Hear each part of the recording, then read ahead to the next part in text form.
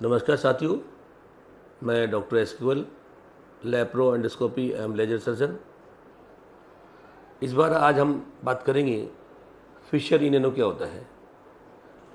Fisher इन एनो anal reason में जहाँ से पोटी बाहर निकलती है उस एनल केनाल में छोटा सा क्रैक या अल्सर टाइप भी बन जाती है। किन कारणों से? जब पेशेंट्स या मरीज को या किसी व्यक्ति को बहुत बड़ा साइज का बोलस स्टूल पास करना पड़ता है, उसको निकालने के लिए बहुत जोर लगाना पड़ता है और हार्ड होता है। उसके निकालने से जब एनल कैनाल चौड़ी होती है तो वो फट जाती है और वहाँ क्रैक बन जाता है। वो कहते हैं फिशर इन एनो। जिससे पीड़ित है उसको बहुत ज़्यादा दर्द होता है, एक्सक्रूसिटिंग पेन, एक जलन सा ऐसा दर्द होता है कि वो जब मोशन जब जाता है, जब स्टूल के लिए जाता है तो उसको लगता है मैं स्टूल पास ही नहीं करूँ। स्टूल पास करते बहुत तेज़ दर्द होता है उसको। और दस्त के साथ ब्राइट रेड स्टूल की या तो बूंद आएगी या मल से लगा हुआ ब्लड निकलेगा। मल में ही कि साइड से ब्लड लगा हुआ निकलेगा। Sticking of blood on the stools.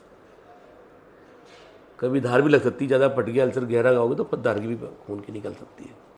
दूसरा तो कारण होता है कि क्रोनिक एक्यूट डायरिया, बार बार पेशेंट को डायरिया हो रहा है, बार बार मोशन जाना पड़ रहा है, उससे भी वहाँ एनल कैनाल में इरिटेशन होकर के फिशर बन जाता है।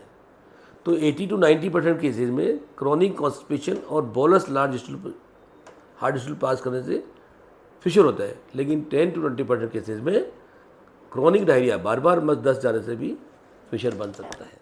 फिशर बन जाए, आपको लग गया कि मेरे को मलद्वार से खून आ रहा है, मेरे को बहुत ज़्यादा जलन हो रही है, बहुत तेज़ दर्द हो रहा है, लेटरिन जाने में ही में जान निकल जाती है, तुरंत आपको मेडिकल डॉक्टर से, अपने डॉक्टर से, सर्जन या फिजिशियन से सलाह लेना चाहिए।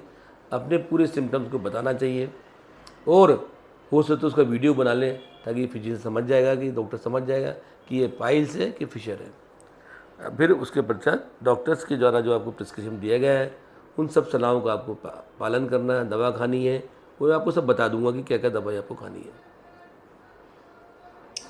मोस्टली फिशर होने का जो कब्जी क्यों होती है, मोस्ट कारण ही कब्जी होती है, तो कब्जी वाली चीज़ें आपको अवॉइड करनी पड़ेगी। दवा के साथ साथ जो डॉक्टर ने प्रिस्क्रिप्शन दिया उसके साथ आपको कब्जी अवॉइड करनी पड़ेगी। कब्जी अवॉइड करने का रीज़न क्या है कि आपको हाई फाइबर डाइट, 37 ग्राम फाइबर आपको डेली खाना है, 3 लीटर पानी आपको रोज़ाना पीना है, हाइड्रेटेड रहना है। तो 37 ग्राम फाइबर खाने के लिए क्या पड़ेगा आपको? मिक्स आटा, गेहूँ चना जो इक्वल मिला करके बिना छना हुआ आटा खाइए। फलों का सेवन कीजिए, हरी सब्जियों का सेवन कीजिए, सलाद का सेवन कीजिए, सोयाबीन्स लीजिए, बीन्स लीजिए, मटर खाइए, मिलेट फूड्स खाइए। और भी कम पड़ रहा तो आप इसबगोल भी खा सकते हैं। तो लेकिन आपको 37 ग्राम फाइबर पर डे आपको जाना चाहिए।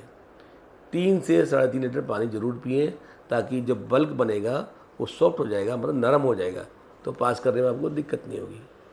साइमल्टेनियसली आप डॉक्टर की सलाह भी ले रहे हैं, दवा भी खा रहे हैं, क्रीम लगा रहे हैं, लग्जेटिव खा रहे हैं, गोलियां खा रहे हैं, तो 7-15 दिन में आपका फिशर हील हो जाएगा।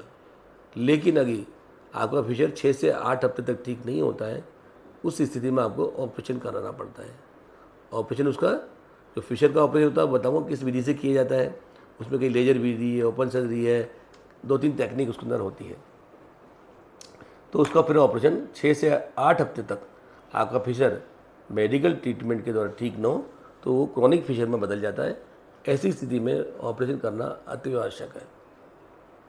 अन्य कारण जो फिशर के बनते हैं कब्जी डायरिया के अलावा, वो होता है बहुत समय तक स्टूल में बैठना, जोर लगाना और मलद्वार को साफ नहीं रखना।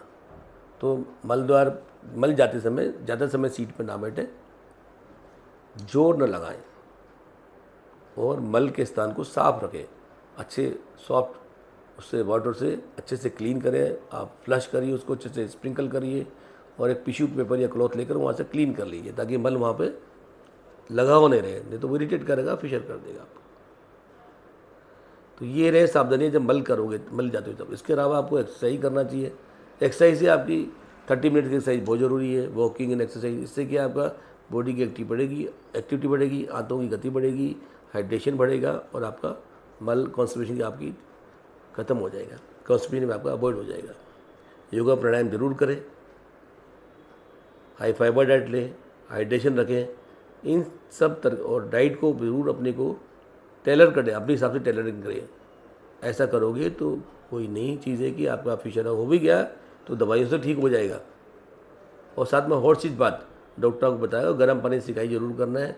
एक टब में गर्म पानी, गुनगुना पानी भर के थोड़ा सा उसमें डिटॉल या बेटाडीन डाल दीजिए 1 चम्मच, उसमें बैठ जाइए 15 दिन 8 दिन के लिए, उससे आपको बहुत सुकून मिलता है। तो आज बस इतना ही करेंगे। कल हम बताएंगे ऑपरेशन के बारे में, क्या क्या ऑपरेशन किए जाते हैं, कैसे ऑपरेशन होते हैं फिशर के, और कैसे ठीक किया जा सकता है। थैंक यू वेरी मच, धन्यवाद।